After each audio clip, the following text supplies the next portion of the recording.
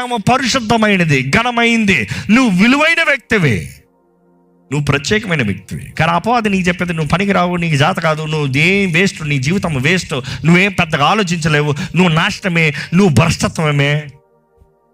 కానీ ఈరోజు యేసు రక్తం ద్వారంగా మన అపరాధములు, మనకి క్షమాపణ, నీవు చేసిన ప్రతి పాపాన్ని దేవుడు క్షమిస్తున్నాడు. ఉంటే దేవుడు అక్కడ తెలియబడుతుంది, దేవుడు తండ్రుల దోషాన్ని 3-4 తరాలకు తీసుకొస్తాడంట, 3-4 తరాల మీదకి తీసుకొస్తాడంట.